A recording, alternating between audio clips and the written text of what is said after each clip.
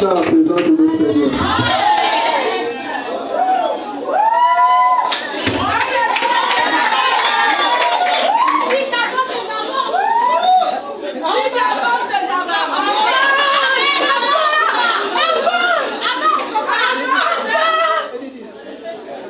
Amen.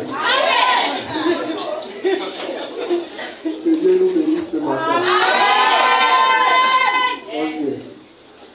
Réel privilège pour moi de saisir le Verbe dans une telle joie, une telle atmosphère. Amen. Ok. Dis avance et j'avance.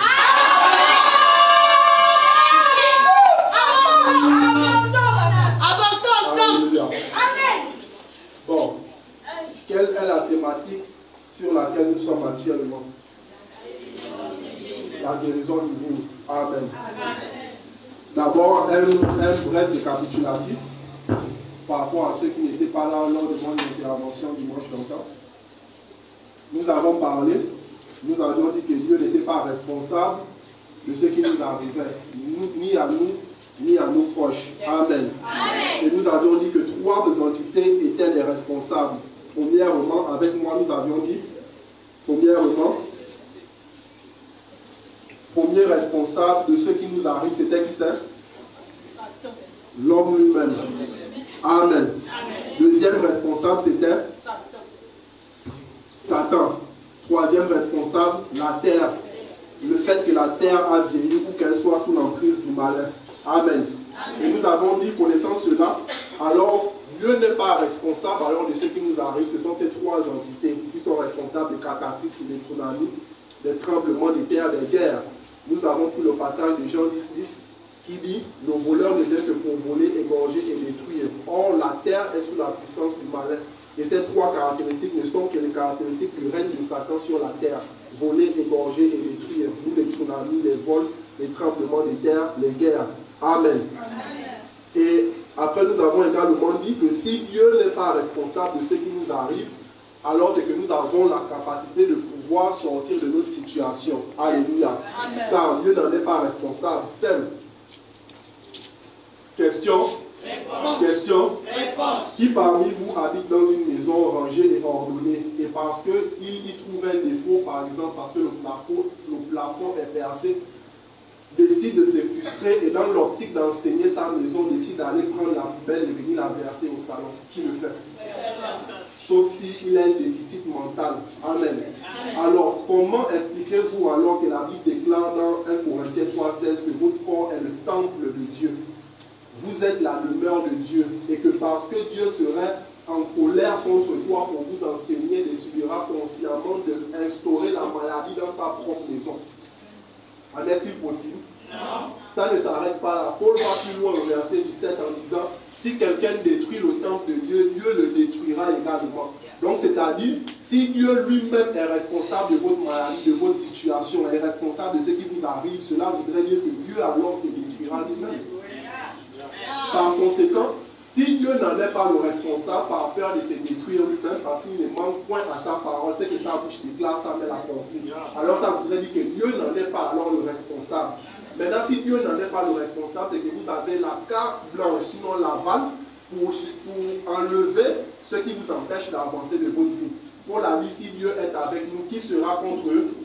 Alléluia. Maintenant, est-ce qu'on peut maintenant parler de comment enlever la maladie de notre corps ce matin? Je vais avancer, je vais avancer. Okay.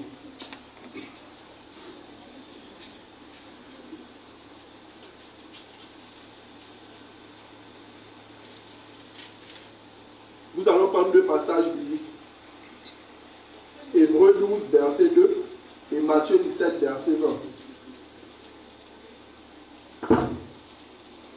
Hébreux 12, verset 2 et Matthieu 17, verset 20.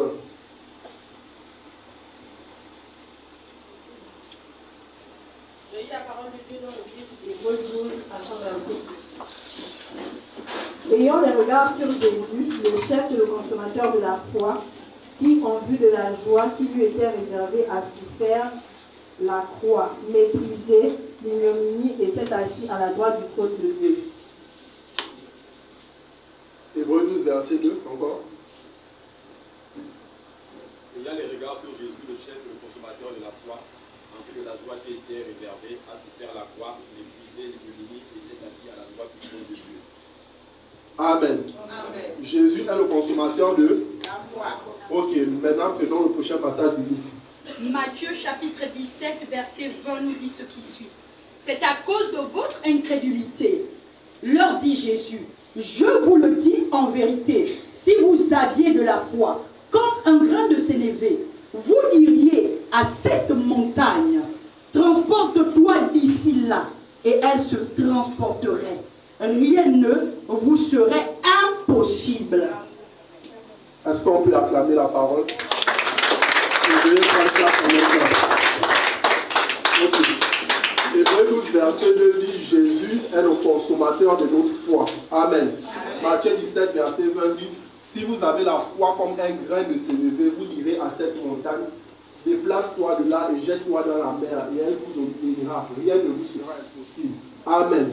Maintenant, ma question est de savoir est-ce que quelqu'un a-t-il la foi dans la salle? Ok. Donc je me rends compte que les chrétiens sont restés à la maison. Là, il y a plus les païens. Alléluia. Je repose ma question. Quelqu'un a-t-il la foi dans la salle? Amen. Quelqu'un est né de nouveau? Amen. On est de nouveau par la foi. Amen. Donc, naturellement, vous avez la foi. Alléluia. Amen. Maintenant, la Bible dit si vous avez la foi comme un grain de sénévé, foi que vous avez, vous direz à cette montagne, déplace-toi de là et jette-toi dans la mer, et rien ne vous sera impossible. On peut remplacer ici la montagne par la situation que vous traversez. Problème, maladie, diabète, etc., etc. Or, si vous avez la foi comme un grain de sénévé, pourquoi lorsque vous parlez à la montagne, elle ne se déplace pas? Question. Le problème en est tout simplement que votre foi, à un moment donné, votre foi est remplacée par l'incrédulité. Ou encore, lorsque vous commencez à marcher par la foi, vous terminez ensuite par l'incrédulité. Est-ce que je peux développer? Romains 10, 17 dit, la foi vient de ce que l'on entend. Et ce que l'on entend vient de la parole de Dieu. Amen. Maintenant, si la foi vient de ce que l'on entend, alors l'incrédulité vient de quoi? De ce que l'on entend. C'est plausible. Mais moi, je dirais par contre, l'incrédulité vient de ce que tu vois. La foi vient de ce que tu entends. L'incrédulité vient de ce que tu vois. Nous allons prendre le passage de Matthieu pour mieux expliquer cela. Il ne vous est jamais arrivé, lorsque vous êtes devant une situation, ou bien lorsqu'on vous parle de quelque chose, vous avez de l'assurance. Vous êtes convaincu que vous pouvez faire la chose, vous pouvez y arriver. Je vais prendre l'exemple avec les devoirs. Lorsqu'on fait un exercice en classe et qu'on prévient qu'il y aura devoir, parce que tu as compris l'exercice, tu dis non, ça c'est un petit problème, ça je vais gérer ça. On laisse, je sais que ça là j'aurai la moyenne. Mais lorsque le devoir arrive et que le devoir paraît dans tes yeux, c'est comme si toute ta confiance s'est évaporée. Vous n'avez jamais traversé ça. Mais le problème vient d'où? Vous allez vous rendre compte que vous aviez la foi, mais ce qui a créé l'incrédulité en vous, c'est ce que vos yeux vous ont montré. Tant que vous n'aviez pas vu, il y avait la foi en vous. Mais lorsque vos yeux ont vu, la foi s'est volatilisée et a laissé place à l'incrédulité. Amen. On va prendre un passage.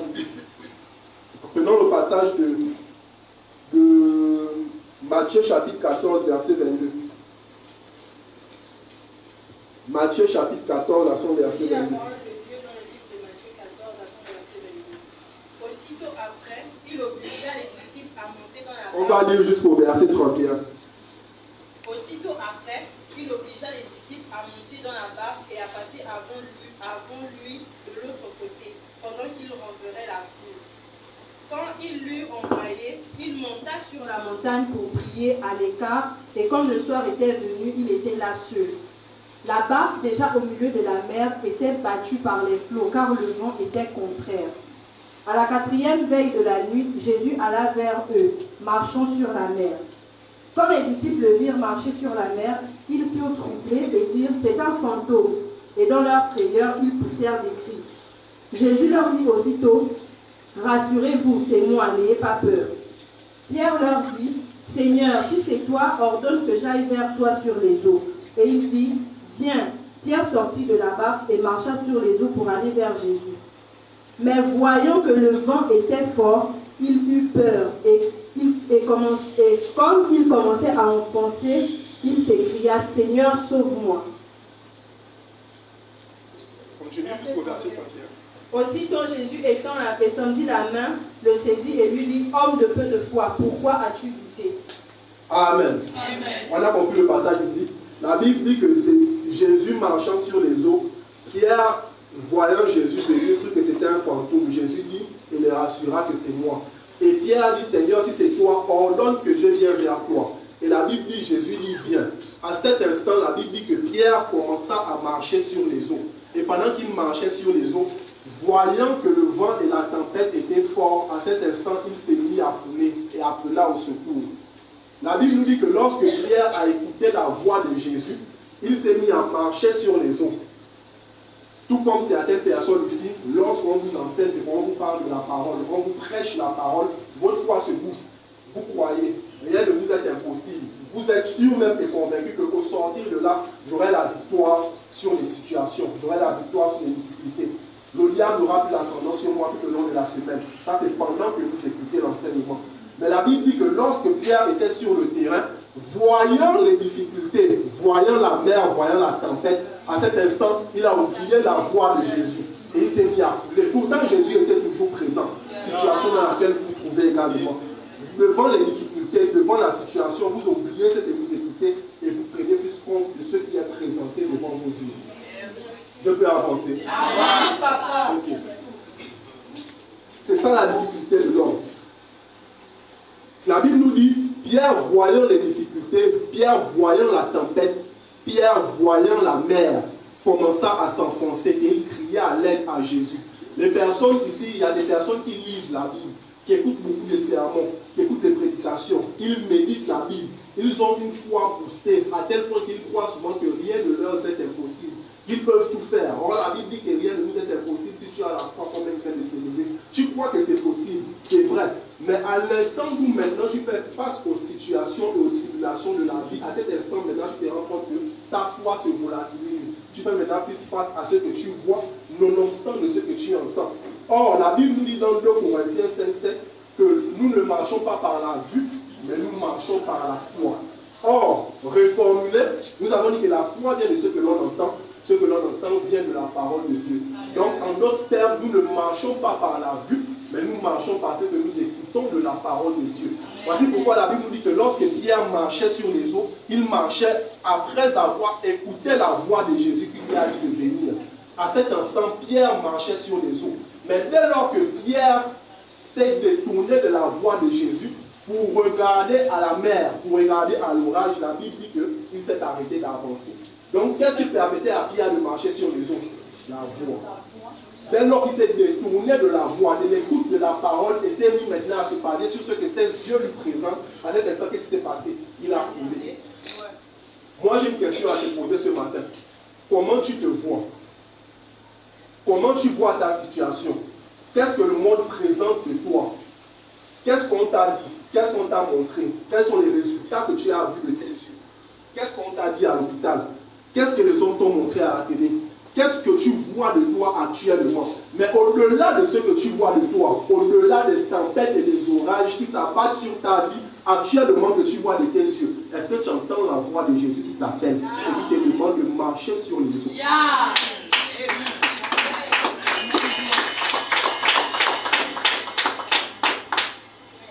Alléluia. Est-ce que vous entendez la voix de Jésus qui vous appelle et qui vous demande de marcher sur les eaux? Il y a une différence entre ce que tu vois et ce que tu entends. Ce que tu vois, c'est ce que le monde te présente, qui est la réalité. Ce que tu entends, c'est ce que Dieu dit de toi concernant sa parole, qui est la vérité. Alors, tu marches selon la réalité ou selon la vérité. Tu marches selon ce que les hommes te montrent ou tu marches selon ce que Dieu te dit. Alléluia. Amen. Dis avance et je vais avancer. Le problème avec Pierre, c'est qu'il a commencé à se baser sur ce que le monde lui montrait, sur les difficultés, sur la tempête, nonobstant de ce que Dieu lui disait. Or, le problème en est que la foi vient de ce que l'on entend. La foi ne vient pas de ce que l'on voit. C'est deux choses contraires. Si tu commences à marcher par la vue, par ce que tu vois, tu marches par la chair. Car la Bible nous dit qu'il y a un combat entre l'esprit et la chair, de telle sorte que les deux ne peuvent pas s'entendre. Or, la chair est basée sur tout ce que les yeux vous montrent, mais l'esprit est basé sur tout ce que la parole vous enseigne. Alléluia. Amen. Alléluia. Amen. Maintenant, pour en revenir au passage, la Bible nous dit, si tu as la foi comme un grain de sénévé, tu diras à cette montagne, ôte-toi de là et jette-toi dans la mer. Or, quand je regarde le passage dit, si tu as la foi comme un grain de sénévé, tu diras à cette montagne. Et je me suis rendu compte que la foi ne reste pas sans voix. Beaucoup disent j'ai la foi mais ne parlent pas. Il n'y a pas d'opération à la suite. Or, la Bible dit, si tu as la foi, tu diras. Donc, la foi d'un individu ne reste pas sans voix. Lorsque quelqu'un a la foi, il parle. Or, ta bouche sonne normalement les pieds de ta foi. Ce qui permet à ta foi d'avancer, c'est ta bouche. La Bible nous dit, on va prendre le passage de la femme à la perte de sang. Vous allez vous rendre compte que la Bible dit, non, je vais vous faire qu'on lise. Et qu'elle n'est pas en plus de survoler ça. Je veux qu'on lise très bien ça. C'est dans le livre de Marc. Appelez Marc chapitre 5. Je crois que c'est le livre de Marc chapitre 5.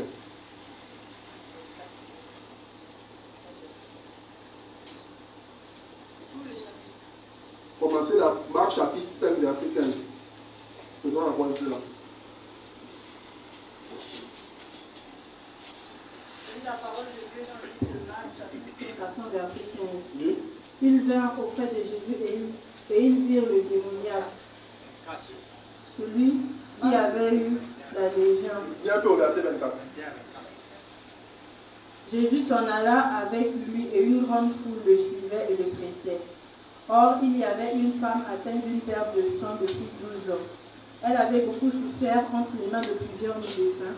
Elle avait dépensé tout ce qu'elle possédait et elle n'avait éprouvé aucun soulagement, mais était allée plutôt en empirant. Ayant entendu parler de Jésus, elle vint dans la foule par derrière et toucha son vêtement. Car elle disait, si je puis seulement toucher ses vêtements, je serai guérie. Au même instant, la perte de sang s'arrêta. La sœur, reprend le passage là. Et étant arrivé à la foule par derrière, reprend encore ici. Je veux qu'on écoute très bien cette partie. Ayant entendu parler de Jésus, elle vint dans la foule par derrière et ayant entendu parler de Jésus, elle vint dans la foule par derrière. Continue. Et toucha son vêtement. Et toucha son vêtement. Donc elle est venue dans la foule par derrière et elle toucha son vêtement. Continue. Car elle disait, si je puis seulement toucher ses vêtements, je serai guérie. Là, c'est sa foi qui parle. Elle avait la foi d'être guérie, mais il fallait maintenant donner les gens à sa foi. Si je puis seulement toucher son vêtement, je serai guéri. Et je vais vous démontrer que c'est sa foi qui a touché Jésus et pas elle. Continue. Au même instant, la perte de sang s'arrêta. Au même instant, la perte de sang s'arrêta. Et elle sentit dans son corps qu'elle était guérie de son mal. Continue. Jésus connut aussitôt en lui-même qu'une force était sortie de lui. D'accord. Et se retournant au milieu de la foule, il dit, qui a touché mes vêtements?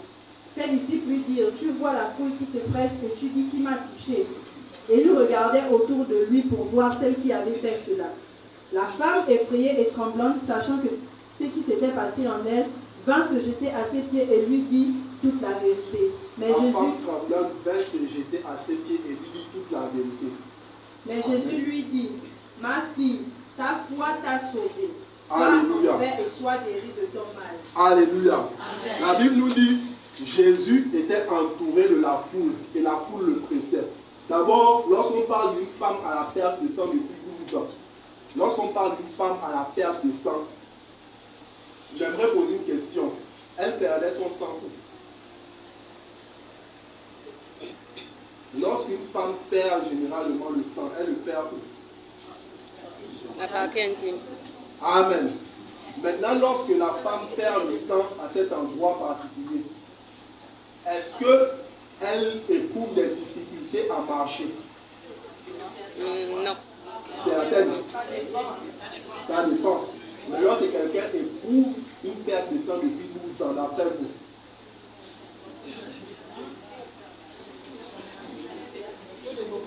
marcher même c'est compliqué. Amen. La Bible nous dit, Jésus était entouré de la foule. Elle vint par derrière la foule et elle toucha le bord de son vêtement. Première question, si Jésus est entouré de la foule et elle toucha le pan de son vêtement, c'est-à-dire qu'elle ne se tenait pas debout, elle rampait. Mais comment a-t-elle fait pour toucher le pan du vêtement de Jésus qui se trouve au milieu de la foule? Et vous allez vous rendre compte, que lorsque la Bible avance, la Bible dit que lorsque une force sortit de Jésus, il se retourna et il chercha autour de lui. Donc c'est que la femme n'était pas autour de lui, pas dans son périmètre proche. Il chercha autour de lui et il demanda, qui m'a touché? La Bible nous dit encore que la femme vint se jeter à ses pieds, donc elle n'était pas proche de lui. Mais cependant, il y a un truc qui s'est passé, c'est qu'elle s'est dit, si seulement je puis toucher le pan de son vêtement, je serai guéri. Qui a touché le pan de son vêtement? La foi de la femme. Amen. Donc c'est-à-dire, on peut déplacer sa foi d'un endroit à un autre afin de nous apporter des résultats qui ne peuvent pas être.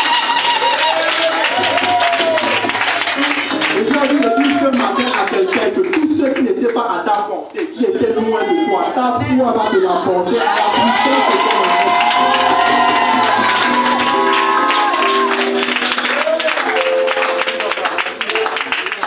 La foi vient de ce que l'on entend. Ce que l'on entend vient de la parole de Dieu. L'incrédulité vient de ce que tu vois.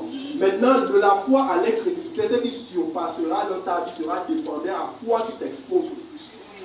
Soit à l'écoute, ou soit à la vue. Soit à ce que Dieu dit, ou soit à ce que le monde te présente. Maintenant, ce qui fait qu'on t'enseigne et qu'il n'y a pas de résultats à la suite, c'est tout simplement parce que lorsque tu sors, tu possèdes la foi d'un instant. Tu possèdes la foi du temps présent. En fait, ta foi, c'est vraiment la foi. C'est vraiment du temps actuel. Vraiment présent, mais après, tu nages dans l'espérance. Amen. Vérité. Amen.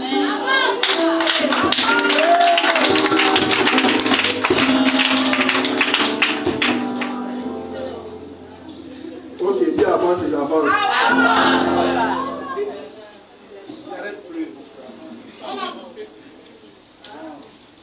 Or, je disais, la foi ne te laisse pas sans voix. Parce que justement, les pieds de ta foi, c'est ta voix. Maintenant, la Bible dit dans Job chapitre 38, je crois, au verset 12. As-tu déjà commandé au matin? Est-ce que vous vous rendez compte que lorsque Dieu répond à un peuple, lorsque Dieu répond à une famille, lorsque Dieu fait une promesse, il n'envoie pas un ange pour l'accomplir. Il envoie un homme. Reformuler, la promesse de Dieu vient sur terre sous la forme d'un être humain. Ce que j'ai envie de te dire, c'est que lorsque la Bible dit, si la promesse tarde, attends-la certainement car elle se manifestera. Pourquoi la promesse tarde? Si la promesse tarde, c'est parce que la naissance de la personne tarde.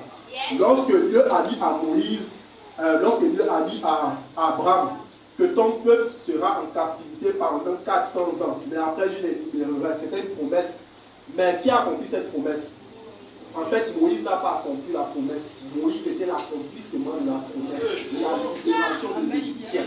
Voici pourquoi sur des milliers d'enfants, Dieu n'a pas accepté que Moïse puisse mourir aussi parmi les enfants de 2 ans qu'on avait tués. Parce que si Moïse mourait, il fallait encore donner une nouvelle promesse. La Bible dit que lorsque Adam a péché dans le jardin d'Éden, Dieu a fait la promesse selon laquelle la sémence de la femme viendra pour rétablir toutes choses, sachant que la femme n'a pas de sémence. On parlait de la naissance de Jésus au travers Marie sans l'apport de l'aide d'un homme, d'un masculin. Amen. Donc, Jésus n'était pas une promesse, ne venait pas venir accomplir la promesse, mais Jésus était l'accomplissement de la promesse. La Bible dit dans Matthieu, lorsque Jésus est rentré dans le temple, il a ouvert le livre d'Ésaïe.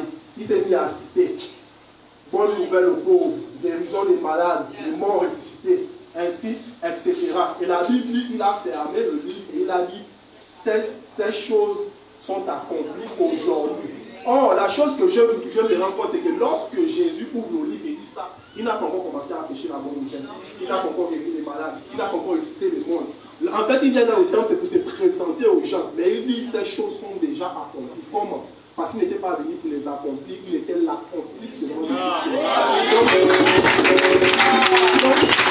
ce que j'ai envie de te faire comprendre, c'est que lorsque Dieu fait une promesse, il répond à sa promesse sous la forme d'un être humain. Et que les membres de ta famille qui ont crié à Dieu depuis des années, depuis des siècles, depuis des décennies, ta naissance n'est pas une naissance du hasard, elle n'est pas une naissance anodine. C'est une réponse de Dieu aux membres de ta famille, c'est une réponse de Dieu à ton carrière, une réponse de Dieu à un domaine particulier dans cette nation. Est-ce que tu me suis? Maintenant, ce que j'ai envie de faire comprendre, c'est que sachant que tu es la réponse de Dieu pour la libération des membres de ta famille, Actes chapitre 16, verset 31, si tu crois au Seigneur Jésus, tu seras sauvé toi et toute ta famille. Mais le salut est personnel. Comment tu es sauvé toi et toute ta famille? Parce que l'accomplissement commence par toi. Et ça, c'est répand sur les membres de ta famille. Maintenant, sachant que c'est toi qui es la porte d'ouverture de la nouvelle naissance des membres de ta famille, il y a un problème. C'est que tu n'es pas un homme de foi. Tu es distrait. Tu n'écris pas. Toi-même, d'abord, concernant tes propres situations, tu n'arrives pas à t'en sortir. Comment alors tu pourras faire sortir les hommes, les membres de ta famille? Je vais vous parler d'un homme, du nom de Job. La Bible dit, Job se réveille un matin et il constate que sa famille est détruite. Ses choses sont détruites. Ses enfants sont morts. Et là, Job commence à se questionner. Qu'est-ce qui s'est passé avec mes entreprises? Est-ce que le prix du baril de pétrole a encore baissé ou bien c'est le franc CFA? Je ne sais pas. Or, ce n'est pas toutes ces choses. Le problème, c'est que pendant la nuit, les esprits se sont réunis pour faire un pari sur la vie de Job. Et Job se réveille le matin et il constate juste que ses enfants sont morts, son mariage est détruit, ses finances ont été détruites, ses activités ont été détruites. Et là, Job agit de la même manière que la plupart des chrétiens, malheureusement, lorsque ce genre de choses arrivent. Qu'est-ce que Job fait? Il remet sa justice en question. Est-ce que j'ai péché quelque part? Qu'est-ce que j'ai mal fait? J'ai forniqué, j'ai menti. Qu'est-ce que je n'ai pas dit? Ou qu'est-ce que j'ai dit? Dieu m'a-t-il demandé de faire quelque chose que je n'ai pas fait? Ou Dieu m'a-t-il demandé de ne pas faire quelque chose et que je fais? Je suis sûr que Dieu est en train de me punir parce que j'ai eu à mentir dans le passé. Certainement, c'est Dieu qui cherche à m'enseigner quelque chose. Certainement, c'est Dieu qui est en train de m'orienter. Je suis sûr que la maladie que Job avait là, c'est que je suis sûr que Dieu a envie de m'enseigner quelque chose. Ça est le raisonnement de plusieurs chrétiens. Or, le problème est juste qu'il y a eu une réunion dans la nuit. Les esprits se sont réunis et ont pris une décision sur la vie de Job. Pendant que Job, lui, il était absent. Il dit à ton voisin, Job était absent. Donc, c'est-à-dire, il y a des réunions qui se passent dans la nuit, où les personnes décident du sort de ta famille. Mais toi, tu es dans ton 5e songe, en train de rêver et de ronfler.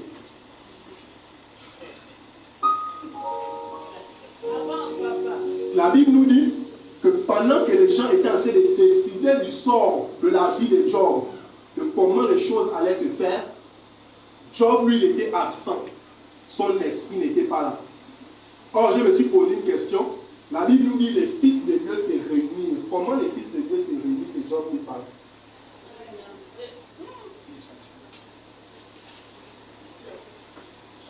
Comment il se passe des réunions et toi, ton esprit n'est pas là? Chez vous.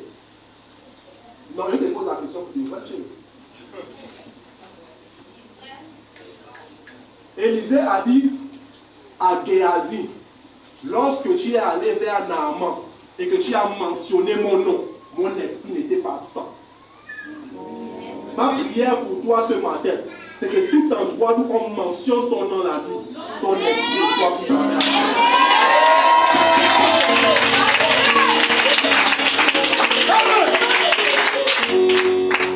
Il y a une réunion des fils de Dieu où le sort se réunit et Dieu appelle Job son serviteur. Donc Job n'est même pas fils. Donc c'est-à-dire en fait, Job souffrait d'un problème d'identité. D'où son absence à la réunion des fils de Dieu. Donc c'est-à-dire, le travail premier de Satan, c'est de te faire croire que tu es ce que tu n'es pas pour qu'il puisse prendre ta place et qu'il puisse activer.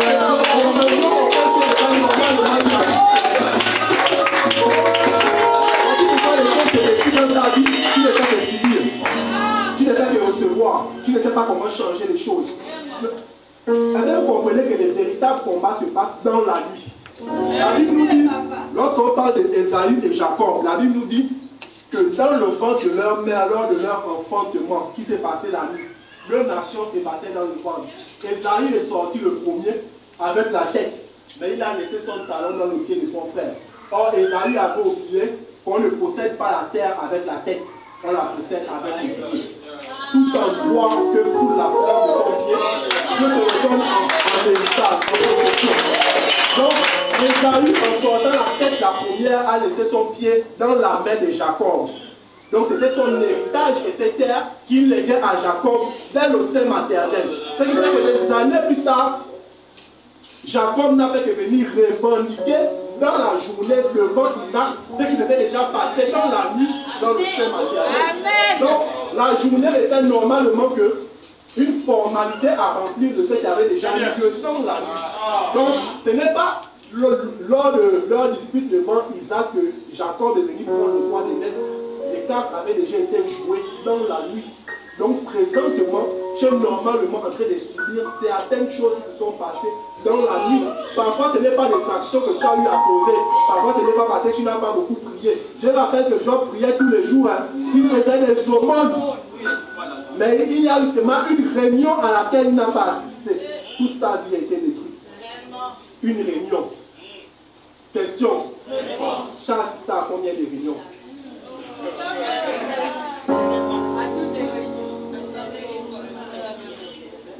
Tu as assisté à combien de réunions?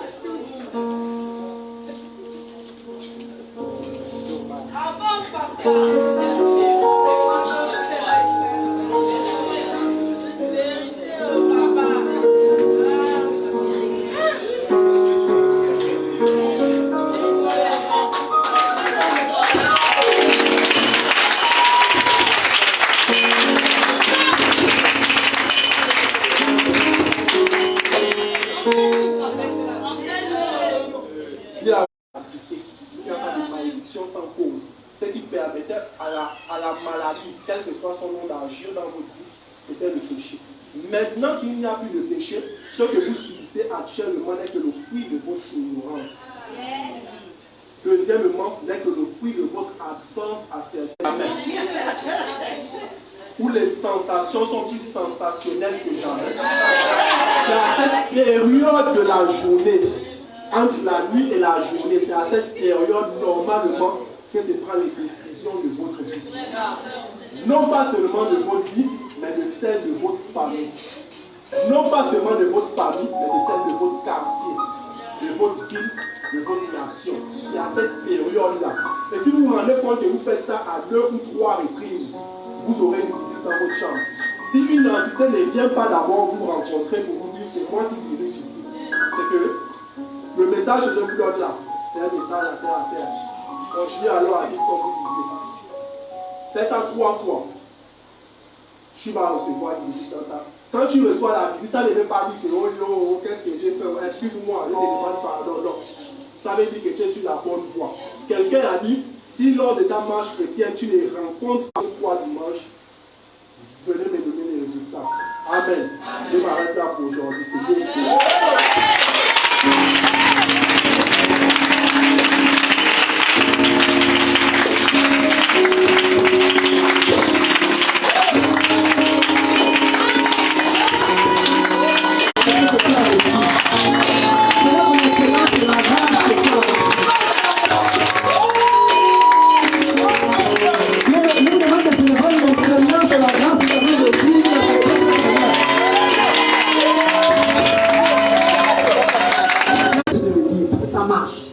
Alléluia. Alors, sans transition aucune, j'aimerais que vous m'aidiez simplement à honorer une autre onction. L'onction donc de l'ange.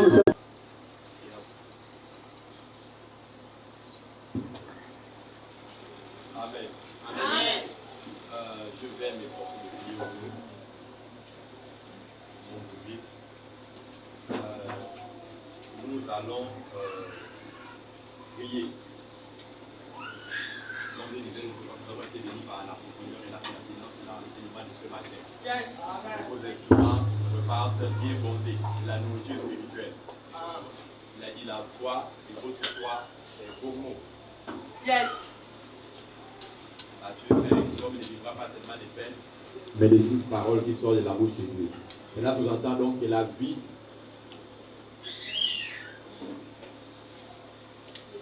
d'un homme dans le spirituel, soit que dans le naturel, est prolongée par vos paroles.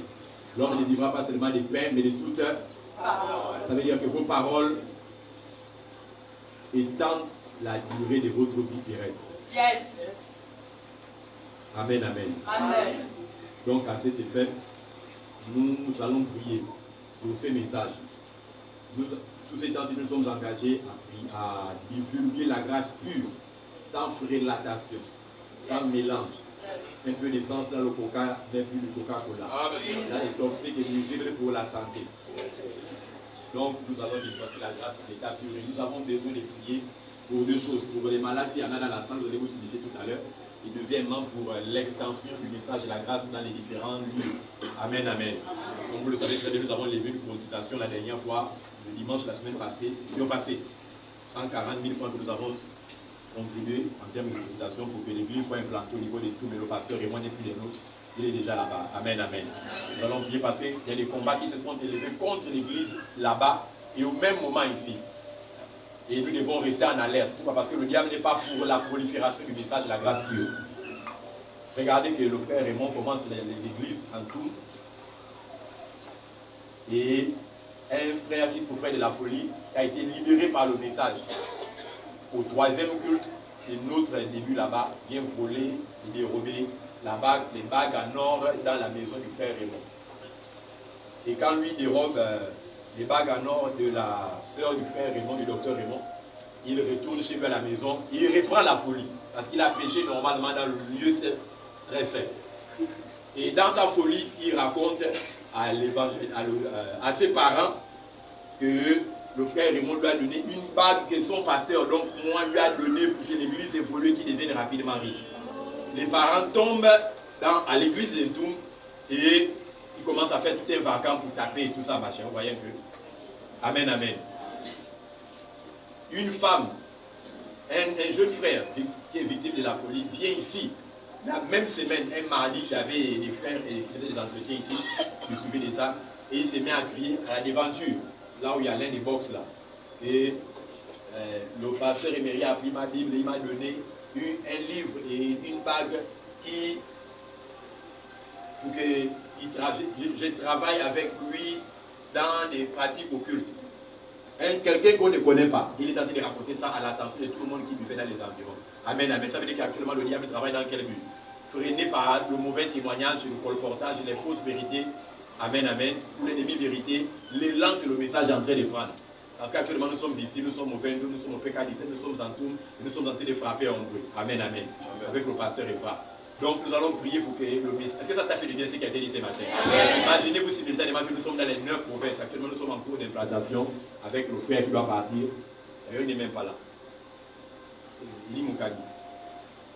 Ils sont. Nous allons prier bref pour que Dieu nous utilise puissamment pour que le message rentre à l'ensemble des provinces. Les 9 il y en a. Ils vont d'abord prier au nom de Jésus. Et après nous allons prier pour les malades. Élève la voix. Une bouche fermée et une destinée capturée. Une bouche ouverte et une destinée dégagée. Prions pour que les églises que nous sommes appelés, que nous avons implanté en tout, au Père du Saint maintenant, à Obengo, à Namassé, à Grâce, à Bédoulé, à Omboué.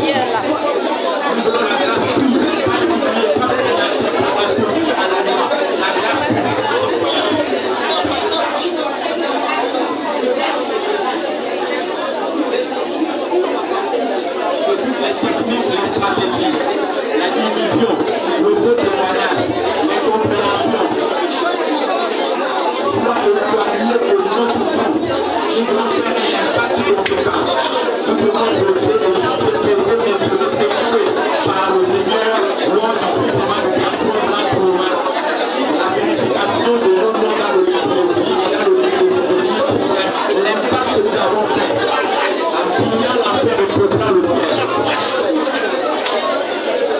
Au nom de... Le pasteur m'a dit quelque chose. Job souffrait d'un problème de connaissance, de savoir, de son identité.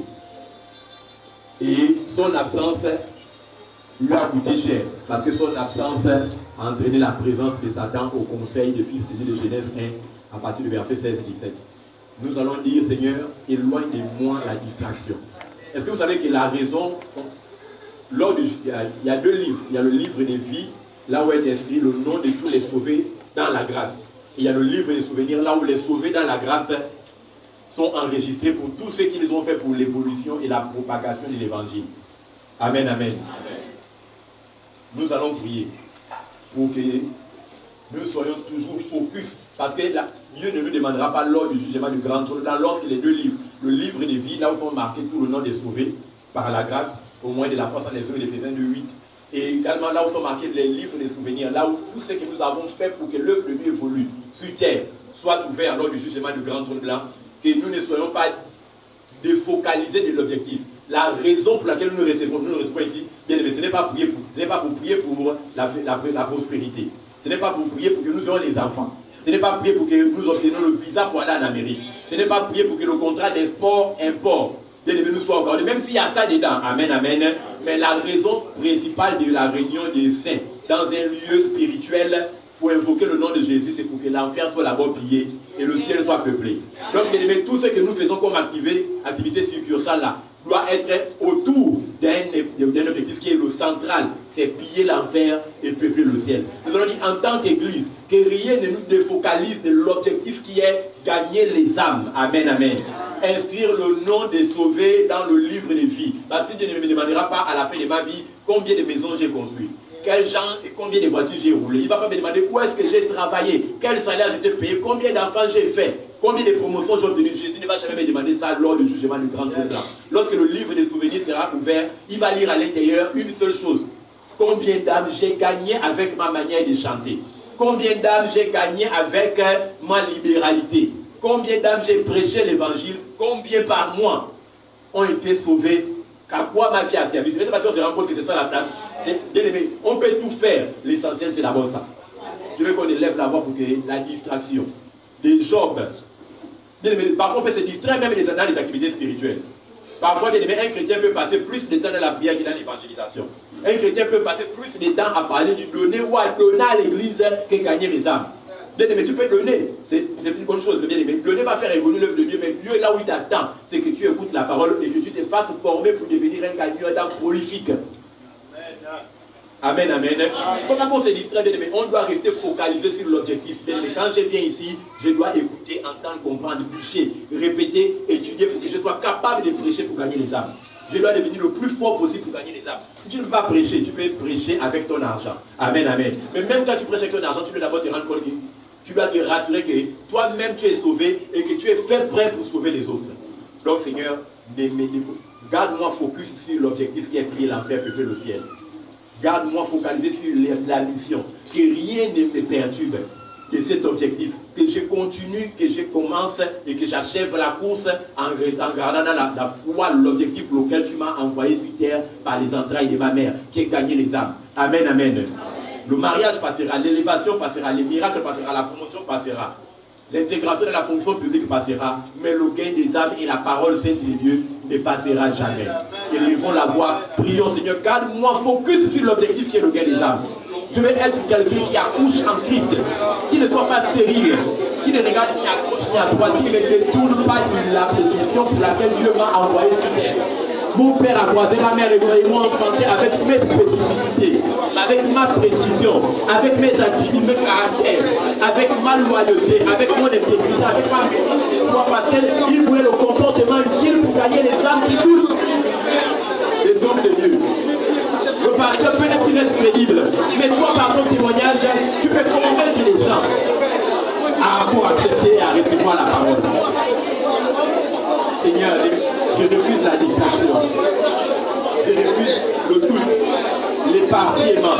Je refuse de m'aventurer dans toute activité qui ne soit pas politique à l'évolution du royaume du ciel. Je refuse cela. Je refuse cela. Je suis focalisé sur l'objectif.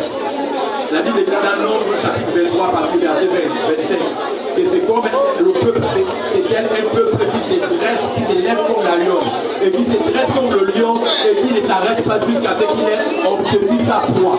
Seigneur notre Père, j'écoute en rencontrant le prix de la vocation céleste. L'objectif n'est pas de courir, l'objectif n'est pas d'être à l'église sans être en Christ. Je veux être à l'église, être en Christ et amener les hommes à Christ. Seigneur, utilise ma bouche, mets le caillou blanc sur ma langue pour que le royaume de Dieu soit bâti dans le cœur des hommes par ma parole, par mes mots, par ma prédication, mon exhortation, mon service, ma sanctification. Je veux être un meilleur publicitaire qui représente à mon quartier, dans mon entourage. Seigneur, tout ce que j'ai fait qui obstrue la progression de l'évangile dans le cœur des hommes, qui a suscité l'incrédulité, le doute dans le cœur des hommes, je m'en défends. Fais de moi un meilleur instrument, un panneau publicitaire cacheté ne reflète pas sur le message de publicité de propagande que l'aurait dit. Seigneur, garde-moi dans la parole véritable, garde-moi dans le témoignage véritable, garde-moi dans la sanctification, garde-moi sur l'objectif qui est le salut des âmes, le salut de ma famille, le salut de mon quartier, le salut de mon district, de mon arrondissement, de ma commune, de la ville, de la nation.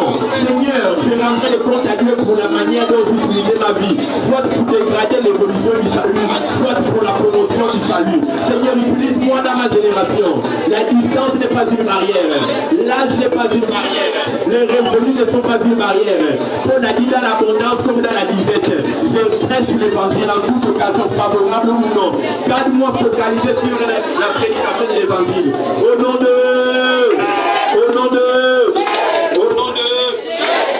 La fête en tout temps des prières et des supplications au nom du Seigneur Jésus. Et quand nous finissons de prier, nous devons toujours conclure en disant au nom de Jésus.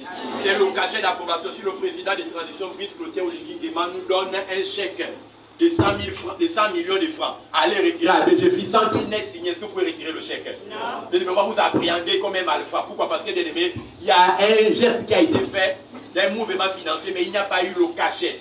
Ce qui cachette votre prière, c'est le sceau du nom de Jésus qui le valide devant Dieu. Amen, amen. Et qui lui donne la crédibilité et l'intégrité devant le diable. Donc, au nom de Jésus, il a fait tout le temps des prières et des supplications en concluant au nom de Jésus. Deuxième chose, quand je dis Amen, Amen, je dis ainsi soit-il à ce que j'ai demandé à Dieu, il m'a fait être. Comme au nom de Jésus. Amen. Maintenant, nous allons prier. Est-ce qu'il y a des malades dans la salle? Parce que nous prions, nous parlons sur la guérison divine. Il y a un frère ici, on lui a diagnostiqué une infection pulmonaire. Il a appliqué tous les 10 codes que nous avons donnés, la joie, le service. Exode chapitre 23, verset 25-26. La Bible déclare, tu serviras le Seigneur. La Bible déclare, sers le Seigneur et il bénira ton pain et ton eau. Et il n'y aura pas de mort précoce, ni d'enfants, ni des jeunes enfants, ni d'adolescents, ni des vieillards, ni des personnes du troisième âge. Il dit d'appliquer le code de lever la main, de Lamentation 19 que nous avons vu la dernière fois, verset 23. Et lève tes mains à l'aurore, afin que la vie de ton enfant soit préservée. Il a appliqué ce code également de lever ses mains, en signe de croix ou vers le ciel. Il a appliqué les 10 codes que nous avons donnés sur comment est-ce qu'on peut épargner quelqu'un de la mort précoce par maladie ou par accident ou incident. Il a retrouvé une santé rapide. Pendant que nous parlons, je ne vais pas le citer, il est parmi nous dans la salle en train de servir. Pendant qu'on lui avait diagnostiqué un long séjour à la maison, il a repris de la forme, repris du poids, et il est dans le service actuellement, présentement ici. Amen, amen. Appliquez, quand vous écoutez, si vous n'avez pas le temps de noter, allez-y chercher la page là où le direct a été fait. Amen, amen. Réécoutez, écoutez et réécoutez jusqu'à ce que vous soyez dopé, overdosé de l'enseignement. Vous allez prendre compte qu'il y a le cancer qui va abandonner. La glycémie va descendre. Amen, amen. L'intelligence va revenir. Le patron va t'appeler pour dire non, tu es réintégré dans la boîte. Amen, amen. Est-ce que c'est biblique? Oui. Josué chapitre 1, verset 8 dit quoi? Que c'est livre de la loi, c'est 4 points d'état. Mais dites-le comment? Ça veut dire que non, jour et nuit. Donc, ce que vous avez écouté ce matin, allez sur la page, réécoutez encore jour et nuit. La Bible dit que c'est alors que tu auras du succès dans tout ce que tu vas entreprendre. Amen, amen. Est-ce qu'il y a des malades? C'est la question que je posais. Oui, il y a quelqu'un ici, d'accord. Veuillez vous approcher, s'il vous plaît, avec tout le respect. Est-ce qu'il y a quelqu'un qui est malade? Vous venez pour la première fois, vous êtes ancien, vous êtes là, s'il vous plaît. Veuillez la soutenir. Nous allons prier pour ça.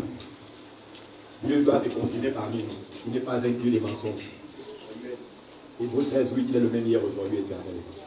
Amen, amen. Quelqu'un est malade, peu importe le type, maladie spirituelle, vous êtes visité par des entités spirituelles. Vous êtes visité dans les rêves par un mari, une femme de nuit, un succube, un djinn, un incube. une sirène des mers, une sirène de l'air, une entité territoriale cornue qui prend le visage d'une personne qui vous est familière mais qui a un corps de reptile ou encore de fauve ou de filet.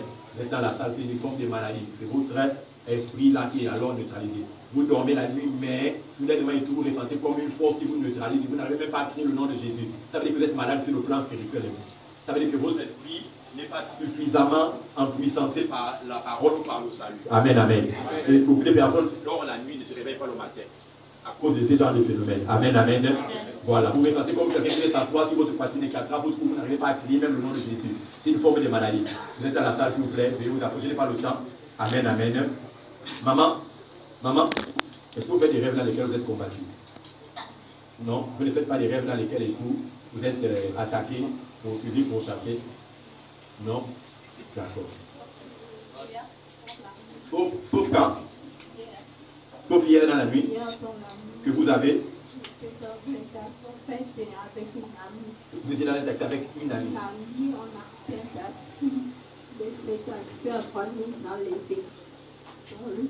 Ça allait vous dire bien. C'est dans le rêve ou bien c'est en réalité? Dans le rêve. Quand j'ai posé la question, amen, amen, j'ai dit, est-ce que vous faites les rêves dans lesquels vous êtes combattu ou attaqué? Elle a dit non. Ça m'a étonné. Pourquoi? Parce que quand elle est venue immédiatement, je vois dans un songe là au moment où quelqu'un essaie de l'attaquer. Amen, amen. Donc ma question n'était pas anonyme. Pourquoi? Parce que je n'ai pas envie de profiter parce qu'il y a le temps. Amen, amen. Mais quand même, il faut révéler certaines choses pour qu'elles soient condamnées. Parce que si on n'est pris pas pour ça, ça va se révéler. La langue que tu parles, c'est la diversité des langues. Amen, amen. Dieu va te visiter. Vous avez quoi? Exactement. La deuxième fois. La deuxième fois. Vous avez fait la deuxième. Est-ce qu'on peut étendre la Bible dit la prière, Jacques 1, 24, 26, et la prière de Dieu a une grande.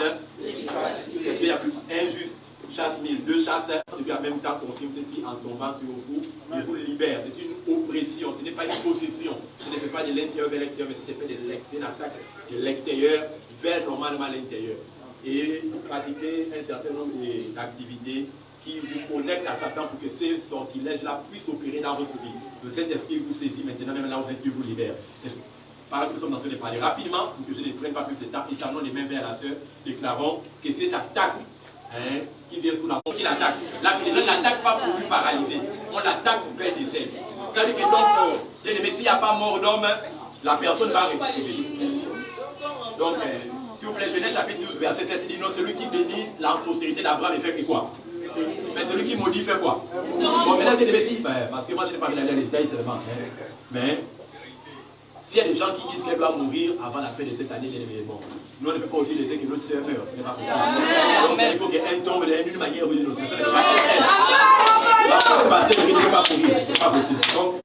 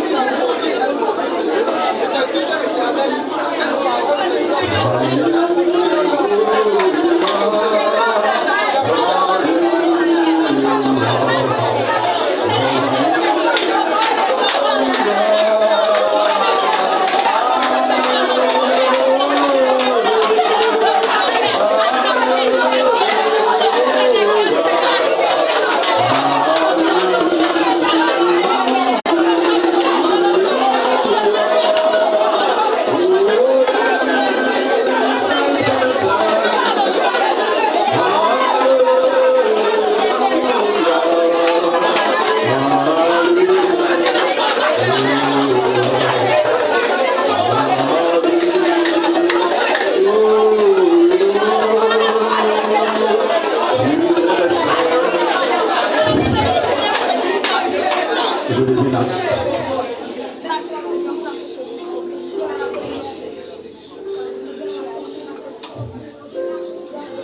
Lève les mains vers le ciel.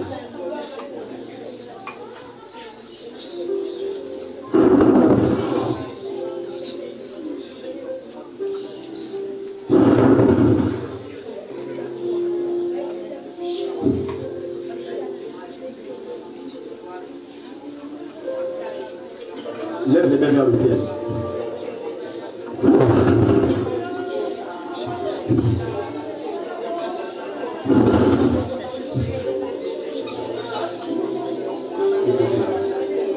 Déposez là.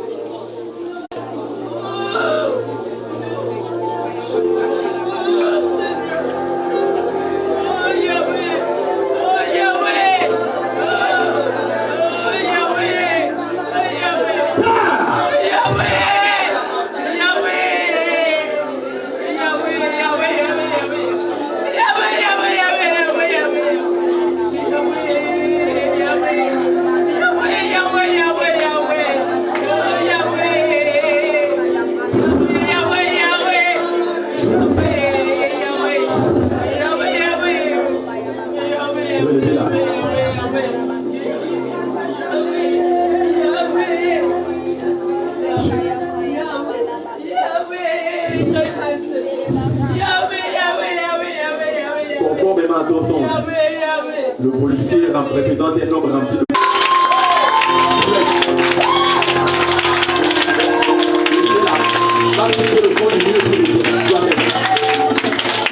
Doucement d'abord, le temps que le processus du miraculeux prend place à toi.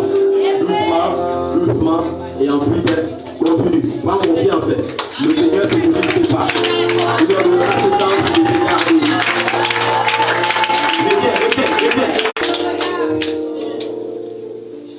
Amen. Vous avez des ramifications à l'étranger. Hein? Hein? S'il vous plaît, j'aime travailler dans les gens qui sont dans l'esprit. Ça, c'est facile. C'est-à-dire que il faut parler dans la vie des personnes pendant que les gens qui sont à côté de moi, moi-même, Dieu m'ouvre les yeux sur eux, ça devient un problème. Et perçu dans le spirituel. Lorsqu'il y a une forte activité angélique, même quand vous n'êtes pas forcément né de nouveau, c'est là présent déjà pour les sorciers qu'il y a une intervention divine qui va changer votre statut. Ce que vous avez fait l'intérêt, la condition sanitaire n'est pas une maladie comme on peut dire normale ou naturelle. C'est un sortilège qu'on est envoyé. Et puisque je ne dois pas participer à inscrire mon nom dans la liste des pasteurs qui divisent les gens. Amen, amen. Je vais te parler de façon seulement superficielle. Mais tu dois comprendre que il ne faut pas que tu parles trop maintenant. C'est tes projets personnels. Amen, amen. Voilà, parce que je n'ai pas envie d'aller plus loin. Parce que quand tu as quelque chose, mûris ça dans ton cœur. Donne son frère en Christ pour qu'il brille. Amen, amen. Voilà. Tu vas bel et bien aller à l'étranger. Amen, amen. Les connexions que tu as là-bas et tout sont crédibles et favorables. Amen. Les projets d'aller-retour, importer, de commerce, d'activité, ça va fleurir au nom de Jésus. Vous voulez faire un voyage dans quel contexte? Amen, amen. Je dis quoi, les contacts que vous avez là-bas sont fiables. Dieu vous a fait transiter ici pour vous donner votre miracle. Vous allez partir et vous allez vous escalier là-bas. Et je vois une rencontre avec quelqu'un normalement de nationalité qui va être occidental, qui va concrétiser les choses. Amen, amen. Vos ennemis seront dans la honte. Que vous ne voulez pas y aller, il y a quelque chose qui s'est déjà passé. Ceux qui doivent envoyer ça dans l'intention de prévenir ton voyage, bien, nous attendrons ici au 31 décembre. Amen, amen. C'est la dernière fois que je suis là. Normalement, qui fait le succès de l'assemblée. Amen, amen. Je vous bénis du fond de mes entrailles au nom de Jésus. Dieu vous rendra plus puissant pour que vous fassiez des exploits dans votre domaine de compétences variées. Dieu vous utilisera pour piller l'enfer massivement et peupler le royaume de Dieu au nom de Jésus. Et Dieu vous utilise. N'oublions pas, nous restons quoi? Apocalypse.